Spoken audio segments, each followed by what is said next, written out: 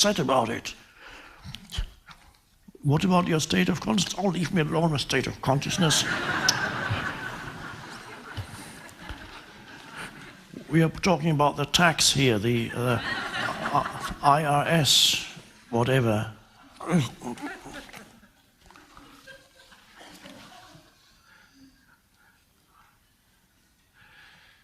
So it's good to know, but to remember what's the one thing that matters, really. So the only thing, everything else will flow from there. From the awakened state of consciousness, right action flows, right speech flows, right insight and realizations flow from that. The Buddhists talk about similar things, right action, right this, right that, right that. Can't remember the list. I'm not good at memorizing lists, nor do I want to. But this is not to be used really as a kind of number of commandments of how to behave in this world, because no matter how hard you try, it's not going to work unless something has shifted in your state of consciousness. I must remember right action. I must act rightly. But how? What is the right action here? Should I fight back or should I? That doesn't work.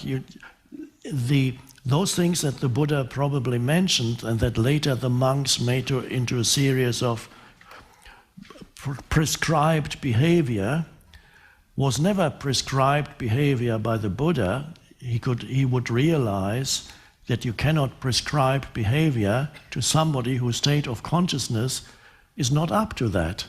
In the same way that Jesus must have realized when he said, love your neighbor as yourself, that this is an impossible commandment unless something has shifted in you and you have found eternal life or the kingdom of heaven, which is within you, which is the shift in consciousness.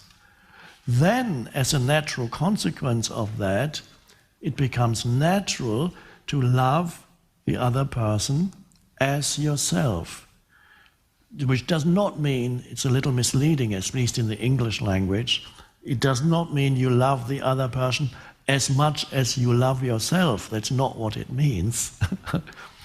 It means you recognize yourself or the essence of yourself in the other person. That's what it means. Because I don't recommend that you love